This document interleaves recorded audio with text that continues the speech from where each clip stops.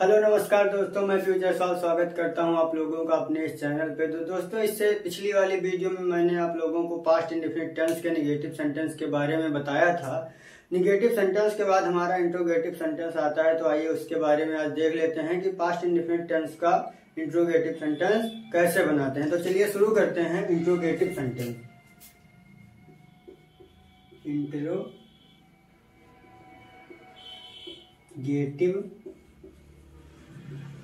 Sentence, जिसकी हिंदी होती है प्रश्नवाचक वाक्य। जिस वाक्य में कोई प्रश्नवाचक शब्द आए या कोई प्रश्न पूछा जाए उसे प्रश्नवाचक वाक्य कहते हैं। तो हम लिखेंगे सबसे पहले कि पास्ट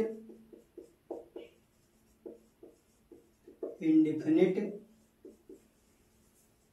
टेंस का इंटरोगेटिव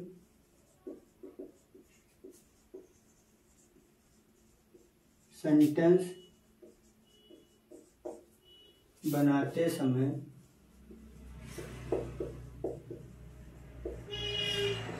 निम्न बातों का ध्यान रखते हैं। पास्ट इंडेफिनिट टेंस का इंट्रोगेटिव सेंटेंस बनाते समय निम्न बातों का ध्यान रखते हैं। तो निम्न बातें कौन कौन सी हैं? सबसे पहले रूल नंबर एक, यदि प्रश्नवाचक शब्द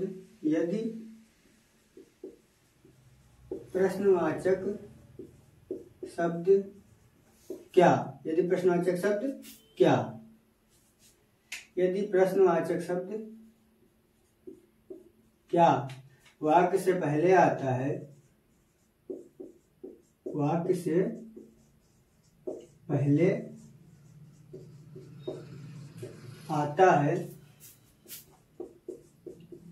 तो उसकी अंग्रेजी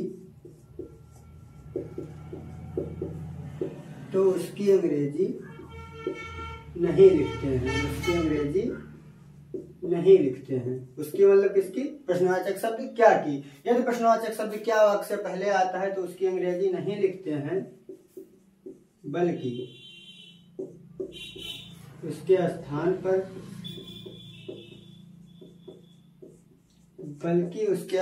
पर हेल्पिंग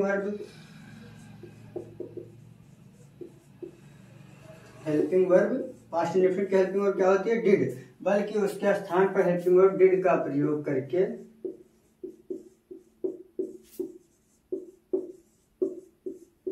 वाक्य को बनाते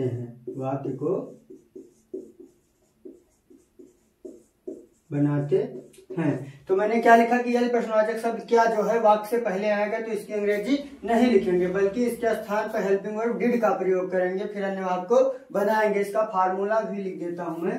फार्मूला जैसे मैंने लिखा, क्या लिखा? सबसे पहले हेल्पिंग वर्ब लिखते हैं तो क्या होगा? Did plus subject. पहले हेल्पिंग वर्ब लिखेंगे, फिर सब्जेक्ट, फिर वर्ब की फर्स्ट फॉर्म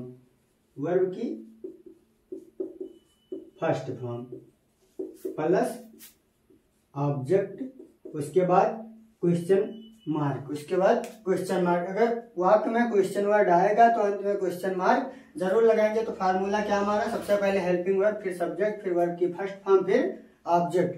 आइए एग्जांपल के साथ समझ लेते हैं कि कैसे बनाएंगे। मैंने लिखा सबसे पहले कि यदि प्रश्नवाचक शब्द वाक्य से पहले आएगा तो इसकी अंग्रेजी नहीं लिखेंगे, बल्कि इसके स्थान पर हेल्पिंग वर्ब डिड का प्रयोग करेंगे। अब आइए एग्जांपल के साथ देखते हैं। तो मैंने लिखा, क्या वह खाना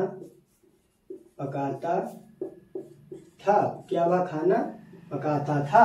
अब क्या वाक्य से पहले आया है ना, और अंत में था आया है, तो ये पास्ट इंडेफिनिट है। वाक्य से पहले क्या है तो इंट्रोगेटिव सेंटेंस है। तो क्या वाक्य से पहले आया तो इसकी अंग्रेजी नहीं लिखेंगे, इसके स्थान पर हेल्पिंग वर्ब डिड। फार्मूले में भी हमारा यही लिखा है कि सबसे पहले डिड, तो हेल्पिंग वर्ब लिखा मैंने डिड, फिर सब्जेक्ट इसमें क्या है? ही, डिड ही, फिर वर्ब की फर्स्ट फॉर्म पकाना, कुक, क्या है?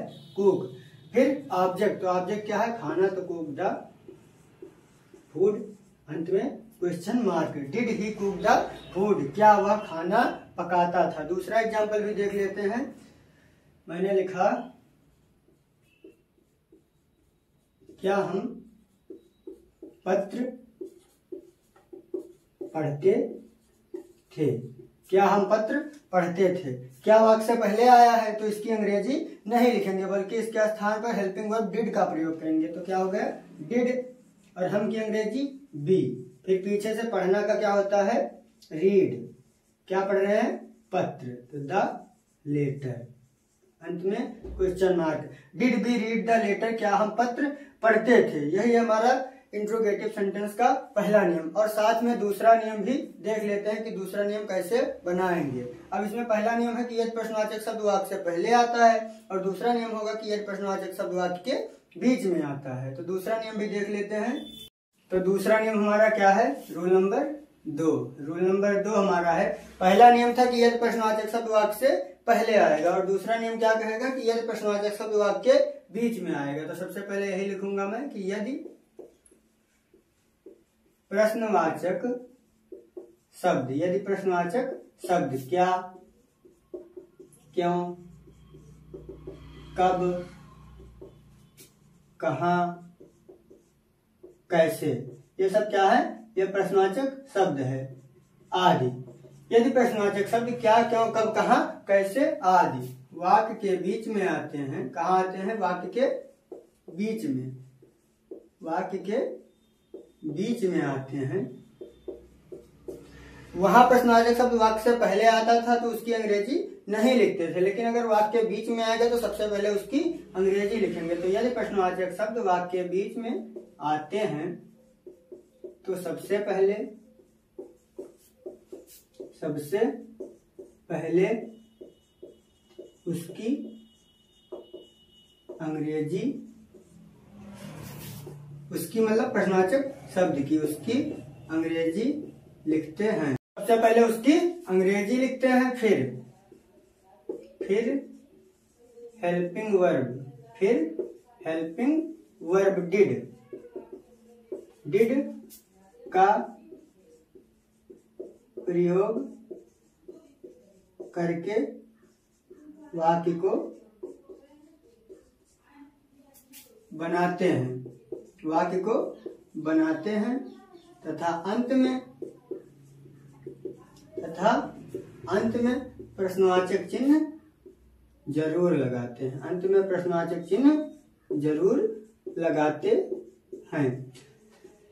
तो पहला नियम हमारा क्या था कि यदि प्रश्नवाचक शब्द वाक्य से पहले आएगा तो उसकी अंग्रेजी नहीं लिखते हैं बल्कि उसके स्थान पर हेल्पिंग वर्ब डिड का प्रयोग करते हैं। और दूसरा नियम हमारा क्या कहता है कि यदि प्रश्नवाचक शब्द वाक्य के बीच में आएगा तो सबसे पहले इसकी अंग्रेजी लिखते हैं हेल्पिंग वर्ब डिड का प्रयोग करके वाक्य को बनाते हैं। तो फार्मूला भी लिख लेते हैं। फार्मूला मैंने लिखा सबसे पहले क्वेश्चन वर्ड कि सबसे पहले प्रश्नवाचक शब्द की अंग्रेजी फिर उसके बाद हेल्पिंग वर्ब डिड फिर क्या लिखेंगे सब्जेक्ट को लिखने के बाद वर्ब की फर्स्ट फॉर्म उसके बाद ऑब्जेक्ट फिर क्वेश्चन मार्क। तो यही हमारा दूसरा नियम कि यदि प्रश्नवाचक शब्द वाक्य के बीच में आएगा तो सबसे पहले उसकी अंग्रेजी लिखेंगे फिर हेल्पिंग वर्ब उसके बाद अन्य वाक्य को बनाएंगे तथा अंत में प्रश्नवाचक चिन्ह अवश्य लगाएंगे। तो आइए एग्जाम्पल के साथ समझ लेते हैं कि पास्ट इंडेफिनिट का दूसरा नियम कैसे बनाएंगे। तो मैंने लिखा वह बाजार कब जाता था। ता था अंत में आया तो यह पास्ट इंडेफिनिट टेंस है और बीच में कब अर्थात ये क्या है यह प्रश्नवाचक शब्द है। प्रश्नवाचक शब्द वाक्य के बीच में आया है तो सबसे पहले इसकी अंग्रेजी लिखेंगे। तो इसकी अंग्रेजी यही मैंने लिखा है कि वाक्य के बीच में आता है तो सबसे पहले इसकी अंग्रेजी लिखते हैं। और यहाँ फार्मूले में भी लिखा है कि सबसे पहले क्वेश्चन वर्ड। तो कब की अंग्रेजी क्या होती है व्हेन। फिर हेल्पिंग वर्ब क्या है हमारा डिड व्हेन डिड और सब्जेक्ट क्या है वह व्हेन डिड ही। फिर वर्ब की फर्स्ट फॉर्म जाना गो और कहाँ बाजार तो गो टू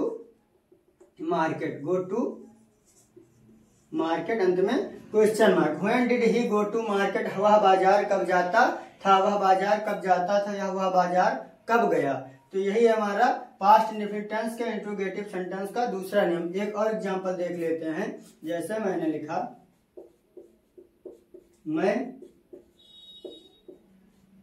क्रिकेट